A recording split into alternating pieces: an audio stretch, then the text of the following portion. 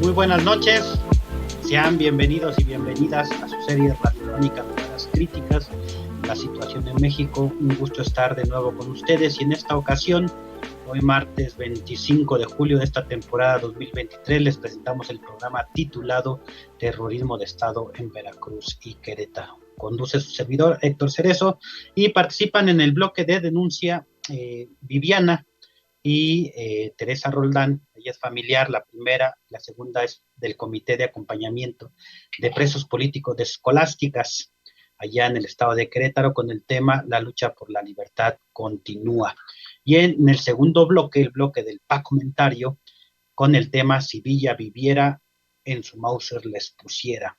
En el bloque de La Voz de Fragua, el tema Elecciones y lecciones, los llamados a la unidad. Y por último, en el bloque de la entrevista tendremos la participación de un integrante del Frente Nacional de Lucha por el Socialismo, Matías Flores, con el tema de la ejecución extrajudicial del indígena náhuatl Gregorio de la Cruz allá en el estado de Veracruz. Un programa pues lleno de noticias, desgraciadamente no muy buenas noticias por un lado, pero por otro también pues la buena noticia de gente que continúa luchando por libertad o por justicia. Y sin más, pues vámonos al intro del bloque de la denuncia.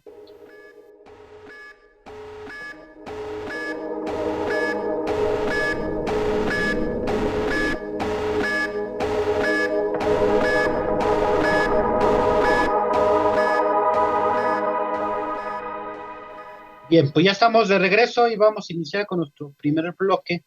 Vamos a darle la bienvenida. Muy buenas noches, Viviana.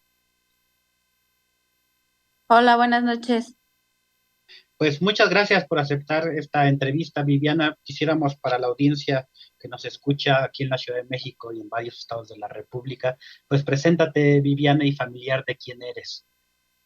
Mi nombre es Viviana Cepeda Osornio y soy hija de María Trinidad Osornio Flores, la delegada aún detenida de Escolásticas.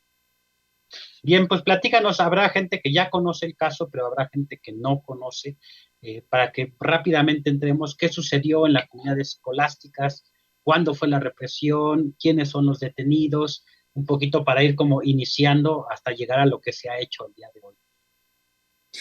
A mi mamá la detienen el 13 de junio de este año, la detienen 8:33 de la mañana, ella estaba barriendo afuera de su casa, ella pues ya ha tenido comunicación con nosotros, nos cuenta que la patrulla se le echan encima, se bajan dos policías mujeres, un policía hombre y un fiscal, y solamente el fiscal le dice, ¿tiene orden de aprehensión? Mi mamá no pudo hacer otra cosa, la esposan, la suben a la patrulla, en cuanto la llevaban a la patrulla a Pedro Escobedo, ella dice que escucha los radios de los policías, como dicen que cierren las calles porque ya estaban buscando más gente.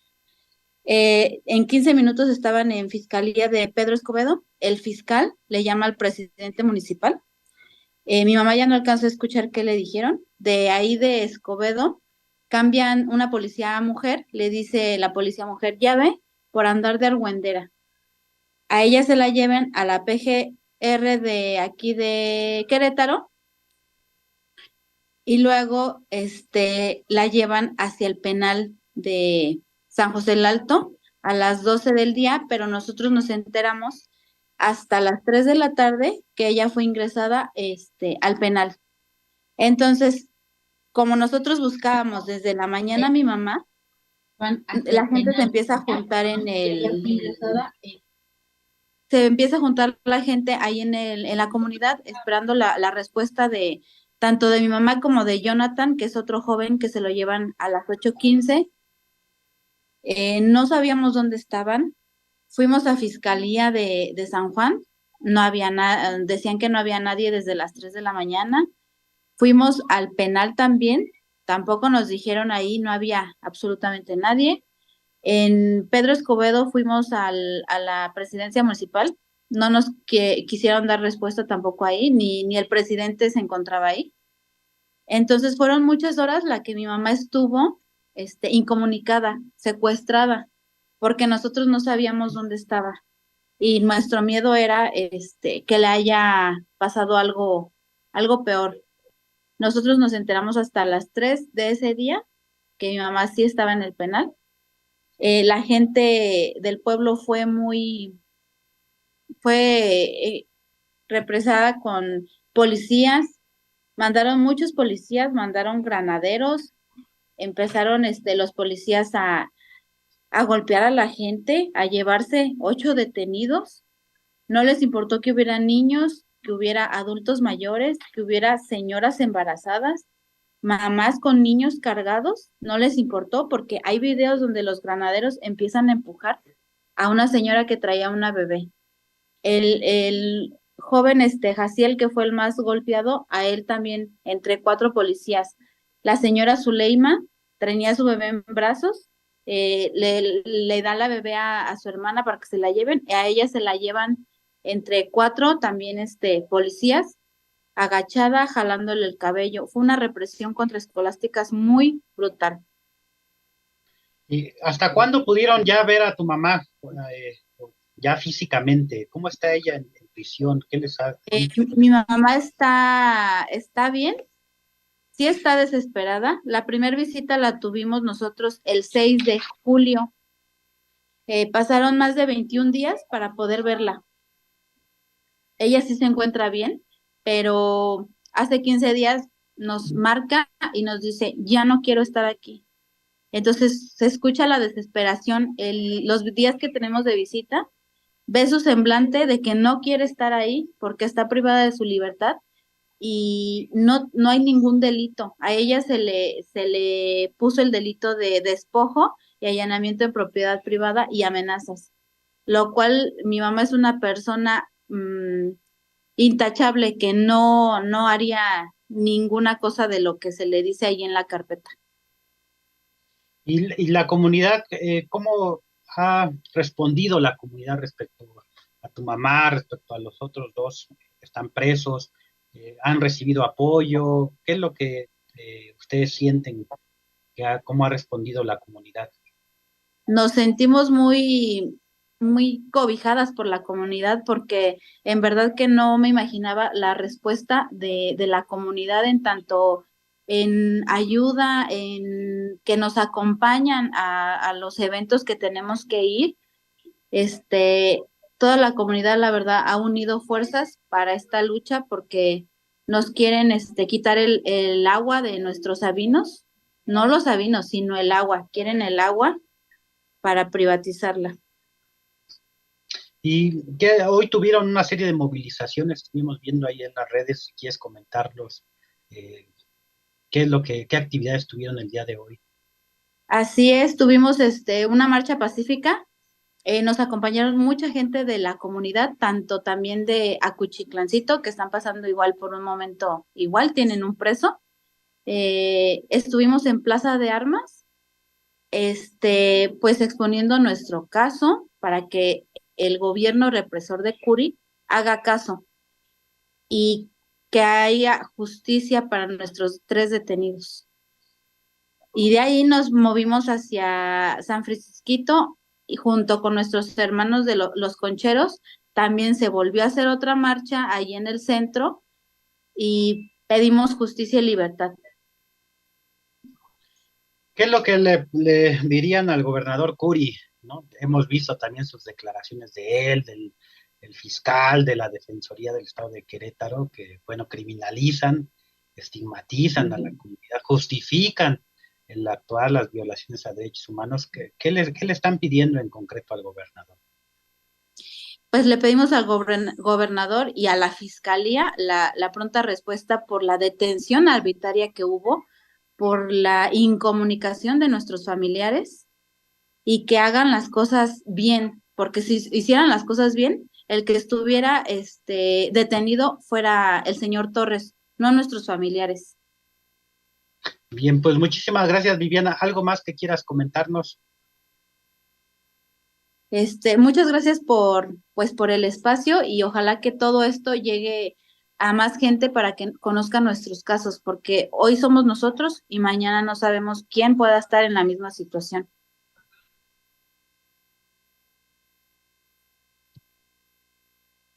Aquí para toda la audiencia de Radio Común y para nuestros invitados, parece que perdimos el enlace con el compañero Héctor.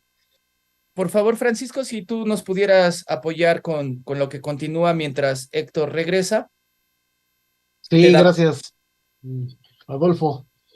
Bueno, pues agradecerte, Viviana, que nos hayas donado un poquito de tu tiempo para poder entrevistar y poder conocer un poquito más sobre lo que está pasando en la comunidad escolásticas en Querétaro. Y pues un saludo fraterno a todos los que están luchando por la libertad de tu familiar y de las otras dos personas. Y también un saludo pues a los que están actualmente presos por motivos políticos en el estado de Querétaro.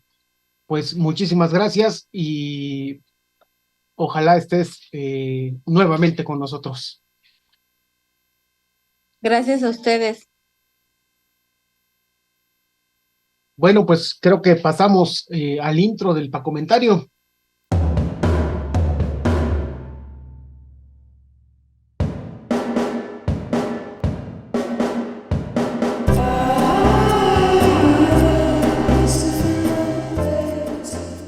Gracias, Adolfo, nuevamente.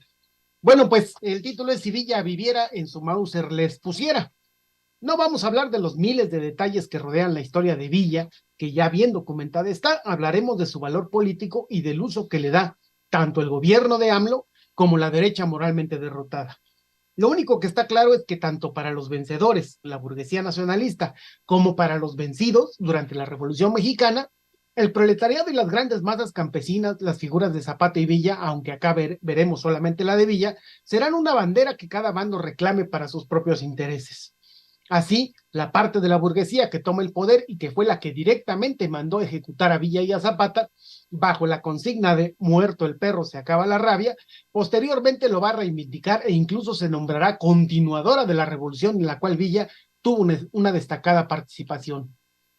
Lo real es que aunque Villa no proviene, como muchos revolucionarios del mundo, de una clase ni siquiera medianamente acomodada y que era en un inicio iletrado, su instinto de clase y su práctica revolucionaria le permitió avanzar a pasos agigantados con el fin de mejorar las condiciones socioeconómicas del pueblo mexicano, sobre todo en su zona de influencia e incluso firmar también el plan de Ayala Zapatista.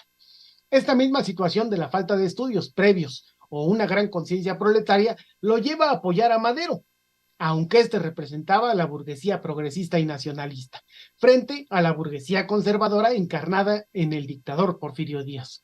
Es claro que Villa en esos momentos no podía ver estas diferencias y por tanto no encarnaba tampoco las aspiraciones históricas del proletariado en nuestro país. Incluso Madero lo utilizó para derrotar al mayor peligro para la burguesía en esos momentos, el magonismo, que aunque sí logró desarrollar una teoría que incluso alimentaría teóricamente al zapatismo en el sur de México, también es cierto que pecó de una falta de análisis profundo de la realidad que le permitiera que otras fuerzas revolucionarias como la de Villa descubrieran en la práctica, como así fue, que los bandos en pugna en ese momento, con excepción del zapatismo en Morelos, representaban los intereses de la burguesía misma. Es claro también que a las fuerzas vivas de la revolución, en su mayoría proletarios y sobre todo campesinos, les faltaba una conciencia política que pudiera darles una independencia de clase necesaria para identificar sus propios intereses como clase proletaria y luchar por ellos, incluso en contra, a su debido tiempo, de la parte de la burguesía que finalmente triunfó en México.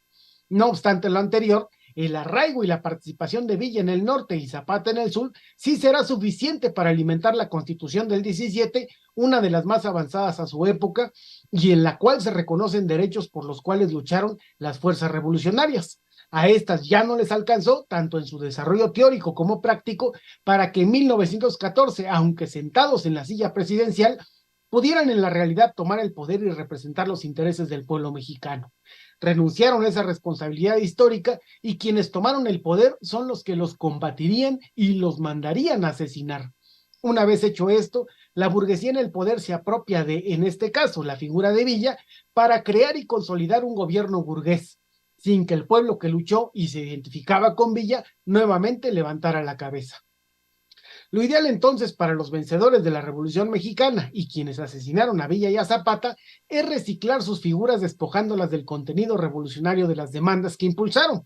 Así, todos los gobiernos, hasta la llegada del PAN al poder en el año 2000, van a seguir usando la figura de Villa para justificar sus medidas políticas y económicas contrarios a los intereses de las masas populares. Así, no es de extrañar que el mismísimo responsable de la matanza del 68, el expresidente Gustavo Díaz Ordaz, haya pugnado porque el nombre de Villa fuera colocado en letras de oro en el muro de honor de la Cámara de Diputados, o que monedas y billetes lleven la efigie de Villa en diferentes épocas del país, que haya museos, escuelas, calles y colonias que llevan su nombre y que haya estatuas de Villa en varias partes de México. Sin embargo, para los gobiernos es solo una figura decorativa, despojada del contenido revolucionario de su lucha. Incluso este año, en el centenario de su ejecución, se declara el año de Francisco Villa, pero en el mismo tenor que en gobiernos priistas anteriores que siempre se proclamaron como emanados de la Revolución Mexicana. En este gobierno se quiere equiparar la revolución armada de Villa por los intereses de los más pobres en México a la revolución pacífica de las conciencias y el apoyo de las migajas llamadas programas sociales, como un paralelismo bastante bizarro. Claro que, como en este gobierno de AMLO, a diferencia de los 3 sexenios anteriores, es un gobierno socialdemócrata y no de derecha, la derecha moralmente derrotada, como le gusta llamarle el presidente, y las plumas a su servicio serán los únicos que ataquen al gobierno de AMLO, atacando a la figura de Villa.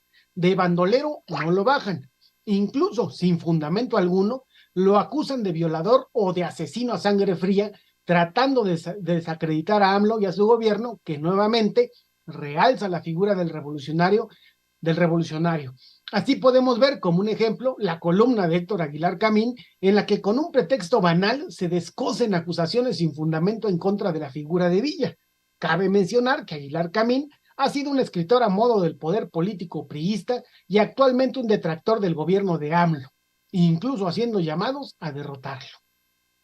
También es claro que la única posición política que nunca reivindicará la figura del Villa revolucionario es la derecha, ya que para esta Villa sí representa al pueblo bronco que, haciendo uso de la violencia, les partió su mandarín en gajos, buscando el bienestar de los pobres, quitándole a ellos los ricos. Es evidente que los panistas de ahora son los nietos de los damnificados de la División del Norte. Así que, aunque el gobierno socialdemócrata reivindique la figura del general Villa, también lo despoja del contenido revolucionario de su vida.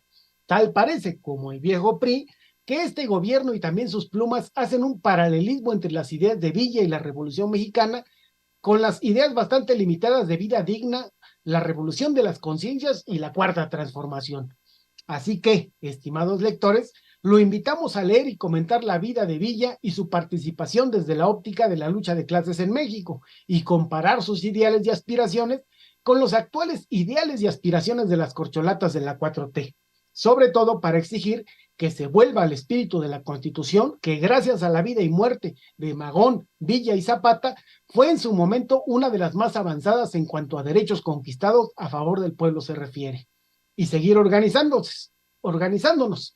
Si es en el Comité Cerezo México, qué mejor, pero si no es con nosotros, con quien se organicen, empujar a este y el nuevo gobierno de Morena que tendremos en el 2024 a que por lo menos rescaten las conquistas que se deben a estos revolucionarios, entre ellos Villa, y no mantengan vigentes las leyes y cambios en la Constitución que impulsaron los enemigos de Villa, los enemigos del pueblo, los neoliberales, los chapulines que abundan en Morena y hasta la candidata de la derecha, la señora X. Muchas gracias.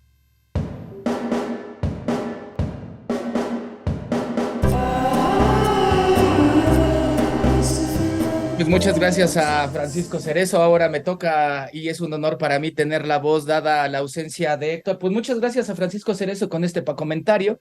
Recuerden ustedes, es también necesaria la opinión de todos ustedes. Califiquen al comentario. Y sin hacer corte de estación, vamos a dar pauta a lo que sigue, no sin antes leer algunos comentarios. Dice Roxy, en verdad la señora Trini tiene todo nuestro respeto. Es una señora intachable y los 3 pesos son inocentes. Desde Querétaro también nos dicen libertad a los presos políticos de Escolásticas. Julius nos dice que pensábamos que en los últimos 2 sexenios, o sea, Calderón y Peña Nieto, se aplicó el terrorismo de Estado como política de gobierno, pero la hazaña con la que ejecutaron al compañero Gregorio y los múltiples asesinatos de periodistas y feminicidios en el gobierno de la 4T, aplica el terrorismo de Estado. Hortensia nos dice, qué falta de ética y moral la de los jueces que caen en el juego de quienes dizque gobierna, ya que deberían de invertir en la Fiscalía General de la República. Pues agradecemos a todos ustedes, a Guadalupe, a Antonio, a Alejandro, que nos están viendo en distintas partes de la ciudad y distintas partes de la República Mexicana. Pues esta noche toca escuchar la voz de Fragua, así que escuchemos lo que los compañeros de la Organización de Lucha por la Emancipación Popular nos han preparado, que ustedes escuchan en Radio Común.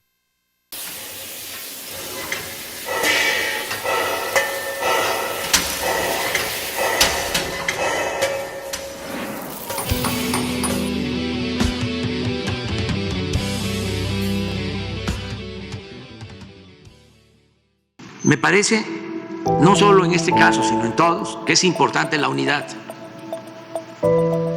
Es importante que todos se unan y que defiendan un proyecto, defender la transformación, que es defender al pueblo. Cada que las elecciones se acercan, la izquierda electoral llama a la unidad, a unir fuerzas, a no hacerle juego a la derecha. Sin embargo, la unidad a la que se convoca es abstracta, pues en este momento la izquierda electoral únicamente llega a ser un amasijo de intereses sin un programa político o con un programa y objetivos confusos para esconder las concesiones a la clase burguesa. Con la unidad en torno a las elecciones, algunas fuerzas políticas buscan subordinar a las demás basadas en su tamaño, fuerza, dinero, experiencia o intereses de grupo. El Movimiento de Regeneración Nacional llama a la unidad, otra vez, con el argumento de que, si no estás con el partido, estás con la reacción, buscando arrinconar a todas las fuerzas políticas independientes para subordinarlas. Todo esto al tiempo de que dentro de su propio proceso hay una clara muestra de falta de unidad representada en las tres principales corcholatas: Claudia Sheinbaum, Marcelo Ebrard y Adán Augusto, mismos que representan a tres agrupamientos políticos dentro del propio Morena que en mucho chocan y por ello la unidad por la unidad no puede ser tan sencilla. Tenemos un llamado de Morena para que las fuerzas de izquierda se unan a su proyecto, lo cual es válido, pero la arrogancia de exigir la subordinación de las demás fuerzas políticas a su proyecto de gobierno ha sido la forma de cómo su proyecto se ha perdido a lo largo de estos años en que han sido gobierno. Frases como "nosotros somos gobierno" y "ustedes qué representan" se han escuchado más de una vez en asambleas, movilizaciones, debates. No, así no se construyen las alianzas. Hacia adentro, en Morena se ve difícil la unidad, pues en realidad nadie parte de un programa político, sino de abstracciones. Sheinbaum llama a estar ligado a los tres pilares del presidente: primero los pobres, austeridad y servicio. Lo cual suena bien, pero al final no es más que una abstracción. Ya no se habla de tocar los intereses de la minoría rapaz, ni mucho menos de luchar contra el neoliberalismo. Marcelo Ebrard busca dar continuidad a los proyectos iniciados en la actual administración, política de austeridad y ampliar programas sociales.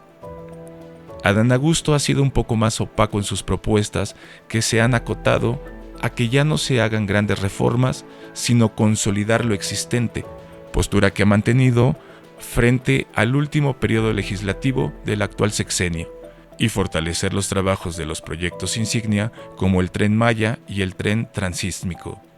Este afán de no ser protagonista y de mantener en pie todo lo propuesto por Andrés Manuel es lo que está subiendo su aprobación. Pero nadie habla de luchar contra el neoliberalismo, contra la oligarquía. Nadie habla de luchar contra la explotación y el despojo. Nada se habla de avanzar en mejorar los derechos del pueblo. Ninguno de los tres, es más, pone en alto la lucha contra la corrupción como un punto medular. Ya ni eso. Lo que no dicen claramente es que la única vía que ofrecen para el pueblo es el sometimiento de éste a las relaciones capitalistas de producción, gracias a las cuales la fortuna de los millonarios crece como nunca en el neoliberalismo. La unidad abstracta de la que tanto hablan los intelectuales radicales de Morena está basada en la continuidad de lo existente. No es una unidad para profundizar en lo que llaman cuarta transformación, ni en ir más allá. Llaman para defender los logros del actual gobierno, pero no para ampliarlos bajo el eterno argumento de no exacerbar las contradicciones con la clase burguesa. La unidad a la que llaman desde Morena debería de partir de las necesidades del pueblo, que no son otras que las necesidades de acabar de una vez y para siempre con el neoliberalismo, pero lo real es que el propio Morena ya no se plantea eso. Desde que arribaron al poder, las contradicciones, producto de las clases sociales que confluyen en ese partido, las contradicciones se agudizaron y los intereses de la clase burguesa monopolista transnacional se ha impuesto y por ello determinan las propuestas de todos aquellos que suspiran por ser presidentes de México. El debate de unidad contra la reacción es falso, porque la reacción y sus planteamientos ya se encaminan en diferentes agrupamientos políticos y personas en Morena y sus aliados tienen ya actitudes así. Para muestra, tenemos a Ricardo Monreal y a Manuel Velasco, quienes, si bien no llegaran a ser candidatos presidenciales, representan las fuerzas al interior de Morena que trabajan para el regreso del neoliberalismo en todo su esplendor. Por nuestra parte, no debemos renunciar a las alianzas. No debemos renunciar a estar con el pueblo organizado y no organizado. No debemos ser arrogantes ni sumisos. Debemos ser maduros y fortalecer nuestra política independiente y nuestra independencia ideológica, política y económica de la clase burguesa. ¿De qué manera? Creciendo, ampliando nuestra base social y estructurando nuestra base política. ¿Cómo? Siendo los demócratas más consecuentes, aprendiendo a luchar luchando, sin renunciar a la movilización combativa y permanente. ¿Esto qué significa? No desligarnos de las masas ni de sus necesidades inmediatas, siempre conduciéndolas hacia la necesidad histórica de luchar por la democracia popular y el socialismo. Ella me debe, ella que pague. Okay. Yo la estoy invitando a que vayamos a Manzanas a que toque las puertas. Votar en este momento por el PRI, votar en este momento por el Frente. Entonces, yo por eso le digo por eso, pero que entonces no le... ¿Cómo no? ¿Por qué no le pagó a nosotros brigadistas? Que nos pague, que nos dé la cara, que nos dé la cara, que nos dé la cara a Paola, que nos vaya a pagar, que nos vaya a pagar. No, discúlpenme, no me pagaron, ¿eh?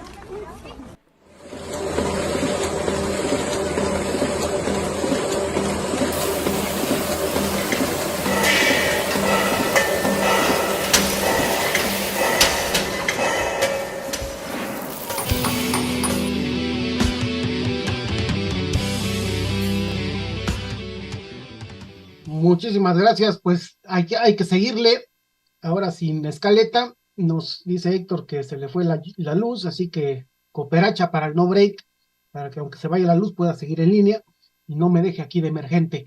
También la compañera Teresa Roldán, lamentablemente ya se desconectó por esta situación, ya no pudimos entrevistarla.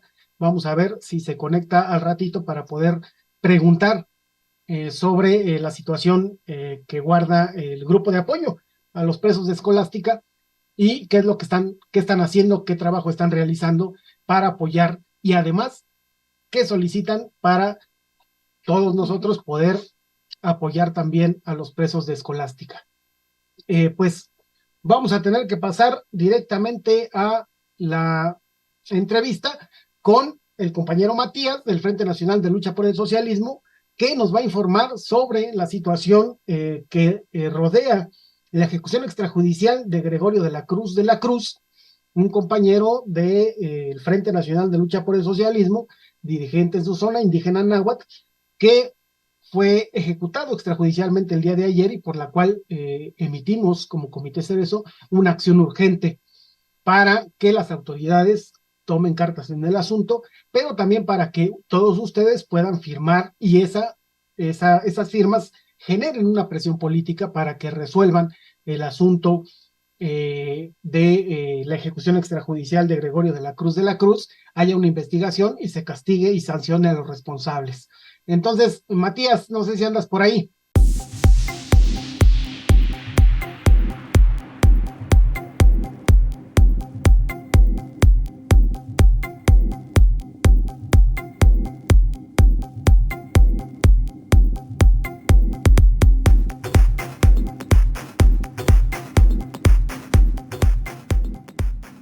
Matías, buenas noches. ¿Qué tal? Buenas noches desde aquí en las Huastecas, saludarles a todos.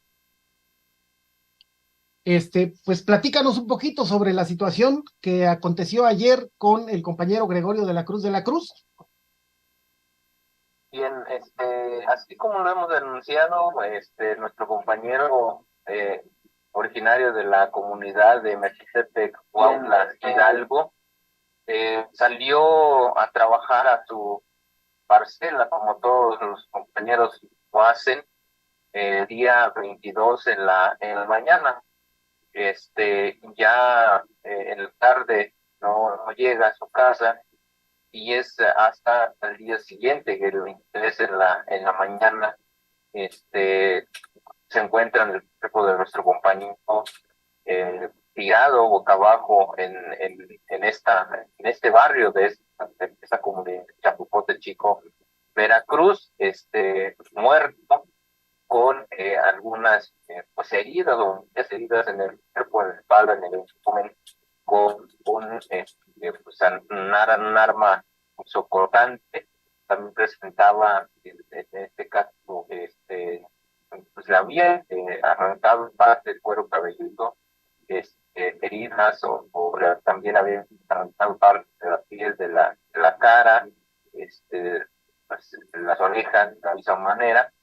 Y eso indica de que no es no es un accidente, mucho menos una riña que pudiera generar la muerte del compañero, como ya lo están vertiendo desde las instituciones de gobierno. Inmediatamente los compañeros pues acuden a la comunidad para pues, resolver esta parte del lavamiento del cuerpo. Aquí señalar que la Fiscalía del Estado de Veracruz no permitió que los familiares pues se llevaran el cuerpo a su casa como es de costumbre. Lo llevaron al municipio de Tantiyuca para supuestamente realizarle en este caso los especiales necesarios para determinar el estado de muerte, que era muy evidente que es a partir de estas heridas que le provocaron. Nosotros tuvimos que acompañar a la familia para ir a recoger en este caso la compañera a su esposo. Sin embargo, nos encontramos con una cuestión esta de trámites burocráticos que al final de cuentas pues generaban una situación de gasto para la familia, y pues planteó que tendría que ser la fiscalía que se encargue de regresar el cuerpo a la comunidad. Entonces se logra esta parte, y pues nosotros identificamos acontecimiento como una ejecución extrajudicial. A partir de eso nosotros denunciamos que tienen que ver con motivaciones políticas. No es un hecho aislado, no es una cuestión de una riña, como ya lo decíamos, tiene que ver con todo lo que estamos desarrollando, con la cuestión de las actividades políticas en exigencia de justicia para todas las víctimas. En este caso de desaparición cruzada, pues el compañero Fidel, los revolucionarios y la libertad del compañero Quiño Navarro. Entonces, ya el compañero el día de hoy fue sepultado, sin embargo, por esta indignación que causa la muerte del compañero, que fue provocado con una hazaña que observa el odio de clase, y aparte también pues se observa que no lo hizo cualquier persona, tiene que ver con en este caso pues quienes pueden hacer o esta práctica que hacen, pero esto también es una práctica del terrorismo de Estado, es el propio ejército. Entonces, así está la situación. Ante esto, nosotros hemos hecho diferentes actividades para denunciar lo acontecido, pero también exigir justicia a nuestros compañeros, porque eso no es una cuestión personal, eso es un atentado directamente contra nuestra organización, para de esta manera tratar de callar nuestra voz de protesta, para de esta manera golpear, y que no pues sigamos defendiendo la tierra y exigiendo justicia para todas las víctimas y la presentación completa. Entonces, la situación, quiero aprovechar este espacio también para decir que hoy, a partir del crimen y a partir de la exigencia que se realiza como organización, ahora sí, el gobierno de Veracruz llama a su gabinete de esta llamada gabinete para la paz, para abordar este tema, pero con una cuestión de pretender deslegitimar nuestra lucha, criminalizar nuestra lucha, porque pone en duda de la existencia de una organización como nuestra, y aparte quiere desviar la línea de investigación que nosotros emitimos ante la Fiscalía, que tiene que ver con motivaciones políticas. Lo que está tratando de hacer el gobernador García es decir que se trata de un asunto entre compañeros para incriminar de nueva cuenta, como lo hizo con el compañero último, a nuevos compañeros en este caso. Y eso en qué se traduce, en qué se puede traducir en la detención de más compañeros, porque el gobierno dice que ellos tienen información de que fueron los propios compañeros o los propios vecinos de nuestro gobernador Gregorio quienes pidieron ya sin tener esa investigación, sin tener ninguna prueba, señalando, ¿no?, por responsables. Y eso es grave, porque eso se puede traducir en más violencia en contra nuestra, en detenciones de manera arbitraria, o el cometido de más crímenes, como en este caso la ejecución extrajudicial. Entonces, ya aprovecho para decir que esto tiene que ver con motivaciones políticas. Por lo tanto, el gobierno del Estado de Veracruz, el gobierno federal, están involucrados, pero que pues tratan de criminalizar nuestra lucha con este tipo de señalamientos de manera dolosa, que están haciendo, y de manera irresponsable también. Tiene ese objetivo de pues cometer más crímenes en contra nuestra. Sí, gracias, Matías. Pues efectivamente escuchamos las declaraciones del gobernador Cuitláhuac, que evidentemente me hacen recordar a Murillo Karam y su verdad histórica, ¿no? Ya que él, de manera muy irresponsable y sin investigación, ya está dando por hecho que fue producto de una borrachera, que fueron incluso sus propios compañeros o habitantes de su comunidad los que cometieron esta ejecución extrajudicial con esta hazaña. Además, que no es cualquier cosa, no se había visto, que ni siquiera es un modus operandi de que unas personas tomaran y después le arrancaran el parte del cuero cabelludo, las orejas, a la víctima. Y eso también me recuerda a los 43, ¿no? De Ayotzinapa, donde uno de ellos también fue víctima de algo semejante, ¿no? Entonces, en ese sentido, pues creo que es una gran irresponsabilidad de Cuitláhuac, del gobernador Cuitláhuac, asegurar ya que es una situación interna entre paisanos, digamos, y no una situación de una cuestión política, ¿no? Y también, efectivamente, también el decir que, el no mencionarlos como organización, el decir que son supuestas organizaciones, que supuesta gente que supuestamente protesta, pues evidentemente está descalificando todo el trabajo de su organización, que además no es nueva, ¿no? Su organización lleva más de 40 años desde que tomaron la tierra en la zona de las Huastecas, y que se ha mantenido con ejecuciones, con desapariciones, con presos, y ha mantenido una lucha muy importante e histórica en México, ¿no? Entonces, pues no sé, algo que nos quieras decir, Matías. Bueno, pues así como los familiares y nuestra organización, pues nosotros exigimos justicia y que se castiguen a los verdaderos responsables de este crimen. Y en este caso, recordarle al gobernador que nosotros estamos enfrente del Palacio de Gobierno allá en Jalapa, llevamos más de 5 meses instalados, y pues jamás se nos ha atendido cuando ellos dicen que se les está atendiendo este caso de manera inmediata. Jamás se nos ha escuchado, y ante todo eso, ante todos los crímenes, es que el pueblo, ante esta indignación, pues sale a protestar, como en estos días, pero pues como ya lo hemos visto, que ante la protesta del pueblo y nuevamente la criminalización para poder, en este caso, justificar una represión con mayor escala. Entonces, lo que sí nosotros insistimos es que este caso tiene motivaciones políticas, por lo tanto, nosotros no vamos a descansar hasta que, en este caso, vamos a continuar exigiendo justicia para nuestro compañero Gregorio, la libertad del compañero Eugenio Bustos Navarro, y también la presentación con vida del compañero Fidencio, de los dos revolucionarios, José Alberto Cruz Sánchez y Edmundo Reyes Amaya. Responsabilizamos de todo esto hecho al gobernador Claudio Jiménez, al gobierno federal, al Andrés Manuel López Obrador, de todo lo que contesta en contra de nuestra organización. Ahorita hay una campaña de criminalización hacia nuestra organización, y que se está invirtiendo en diferentes medios de comunicación también, incluso desde la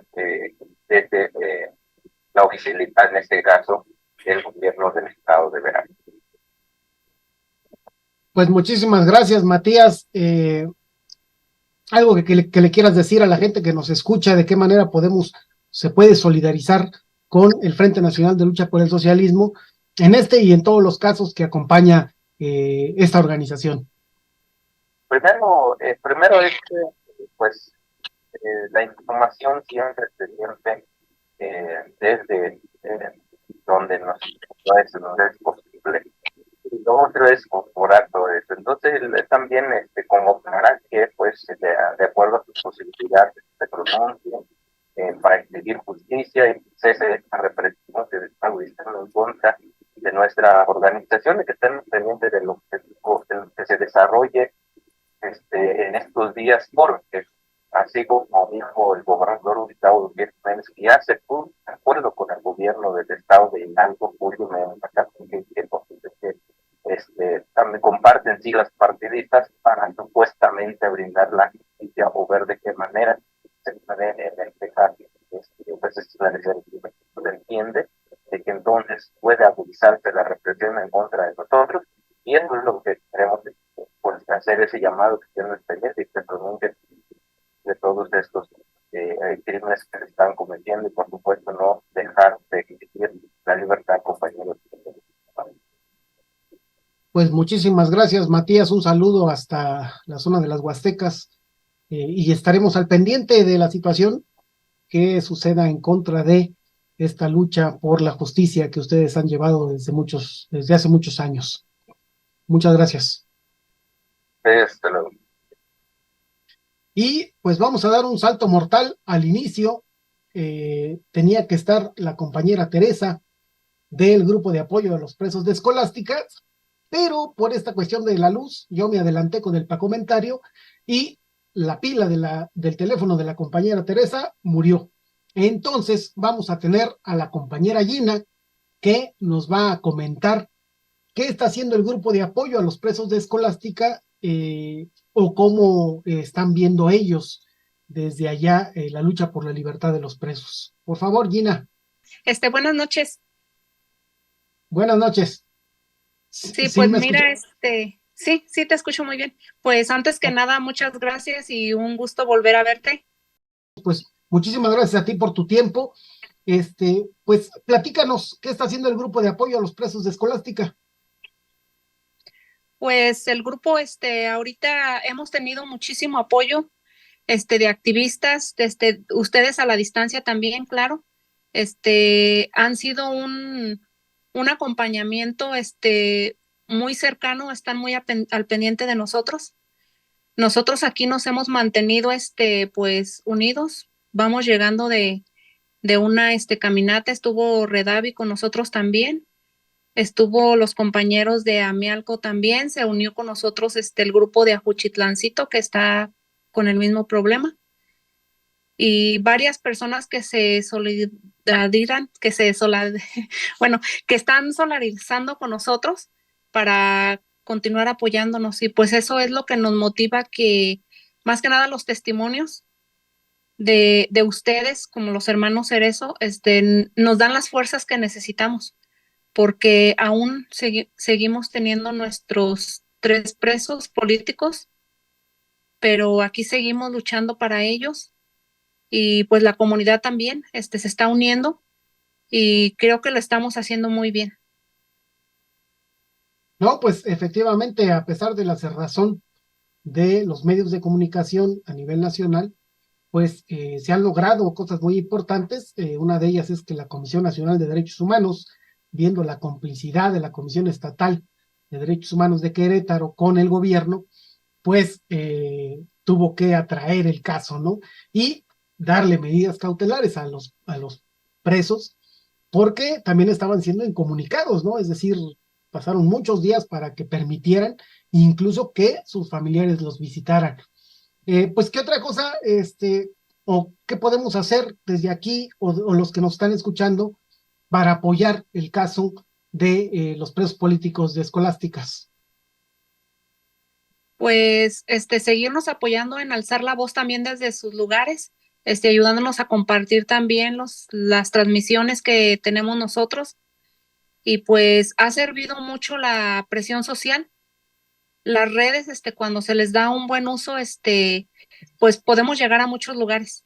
Entonces también hasta llegar a esos gobernantes que pues hoy en día siguen reprimiendo al pueblo, hoy en día la ciudad de Querétaro pues sigue siendo opresor, y siguen también privatizando el agua.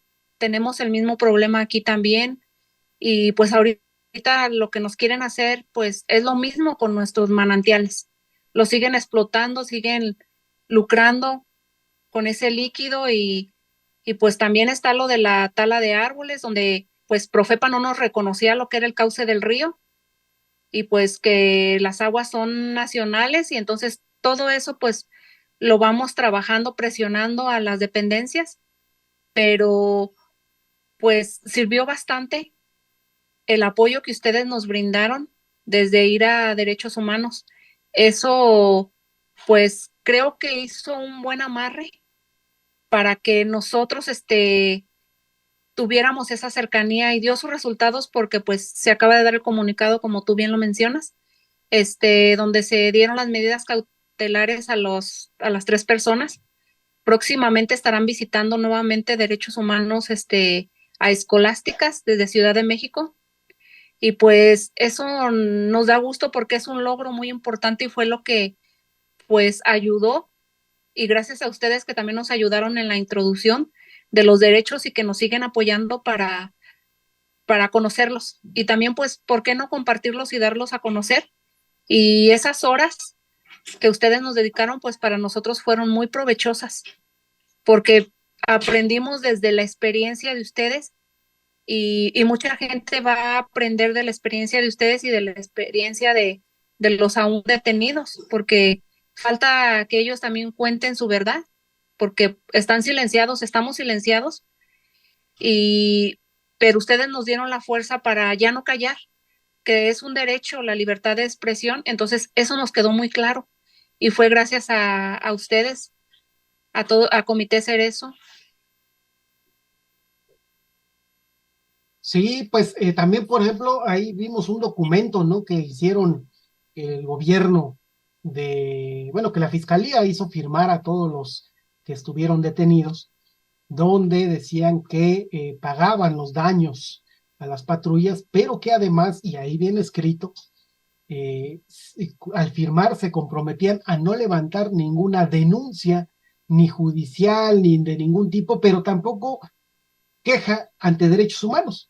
Y pues desde aquí lo que vamos a decir es que pues eso es totalmente ilegal, y además viola los derechos humanos. Es importante que la Comisión Nacional de Derechos Humanos tenga conocimiento de esos documentos porque evidentemente nadie puede condicionar bajo ninguna consideración el que una persona se queje ante derechos humanos por violaciones a los derechos humanos que ha sufrido, ¿no? Entonces, también, pues, es un gusto conocerlos. Evidentemente, pues, lo que tratamos es de transmitir una experiencia que no nada más es nuestra, sino ha sido parte de la lucha de miles de familiares y miles de organizaciones en México que han luchado a lo largo del tiempo por la libertad de sus presos. Y evidentemente, pues lo que hemos visto es que ustedes pues tienen unas ganas inmensas de seguir luchando por la justicia y los alentamos a que sigan así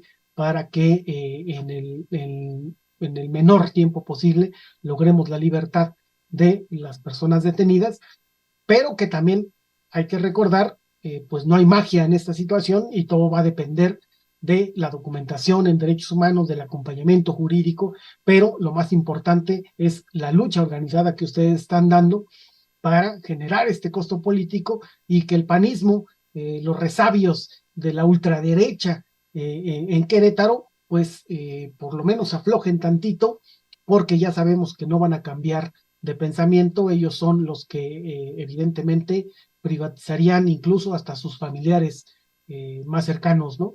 Entonces, pues no sé si quieres decirle a la comunidad, aparte de difundir los videos, la información que ustedes están haciendo, pues qué llamado le podrías hacer a las autoridades federales, por ejemplo, porque ahí está también Profepa, que tiene pues asuntos que atender. ¿Tú qué le dirías al gobierno federal en este caso? Pues yo le pediría que también pues les dé una llamada de atención a sus servidores, que al final de cuentas, como les decíamos en Profepa, pues aquí ustedes siguen comiendo de nosotros, entonces por lo tanto les corresponde atender cada una de las quejas. Entonces, que ellos hagan realmente su trabajo desde Profepa, con agua, el RAN, que pues también tenemos ahí un problema, que no se le reconoce a nuestro comisariado, ya casi está por vencer su mandato y pues nada, o sea, seguimos en las mismas aquí en Querétaro, donde dicen que no pasa nada, pero pasa de todo. Yo creo que en todos los lugares, como dijeran por ahí, se cuecen habas, pero lo que yo les quiero invitar a la gente es que se unan más a estos movimientos, que en verdad la unión hace la fuerza, que estos grupos que están aquí en apoyo, que el día de mañana también nosotros podamos ser apoyo para alguien que esté en la situación igual que nosotros o que esté padeciendo lo mismo. Aquí estamos para levantar la voz como un solo pueblo, una sola comunidad, desde los que estén más marginados, pero que sepan que no están solos y que existen sus derechos. Yo creo que el darlos a conocer haría un gran avance y haría una gran diferencia. Ok, pues muchísimas gracias por tu participación y pues mandamos un saludo a los presos de Escolásticas, pero también a todos pues los que están luchando por su libertad, pero también por justicia, por evitar que se roben el agua o que la conviertan en mercancía y la vendan a los particulares. Pues reciban un saludo y pues desde aquí estaremos pendientes de todo lo que suceda en el caso de Escolásticas y pues agradecer tu tiempo y una disculpa nuevamente a Teresa que ya no pudimos tenerla, pero pues muchas gracias a todos ustedes por su lucha. Gracias a ti por la invitación y pues saludos también para todos allá, para tus hermanos, y esperamos pronto nos puedan dar el autógrafo de su libro porque nos vinimos muy tristes, se nos fue la oportunidad, pero también esperemos que puedan venir para acá. Escolástica los recibe con los brazos abiertos y son bienvenidos. Pues muchísimas gracias y no nada más son los hermanos, hay que recordar que el Comité Cerezo pues está conformado por mucha gente que no es familiar, no se apellida Cerezo, pero que con su trabajo voluntario ha permitido que sigamos trabajando como organización de derechos humanos, que podamos acompañar casos como el de Escolástica y otros casos que hemos acompañado, y pues agradecerle a todos por su tiempo, por la información tan importante que nos han dado, y pues no me queda más que despedirnos. El tiempo ya veo aquí que se ha cumplido, y pues agradecer a todos por su tiempo, por la información que nos han dado, y pues nos vemos la próxima semana en su programa de Miradas Críticas. Muchísimas gracias. Gracias a ustedes. Muchísimas gracias a ustedes y un saludo a todo el Comité Cerezo y a todos los miembros, y todos son bienvenidos, claro que sí, todos.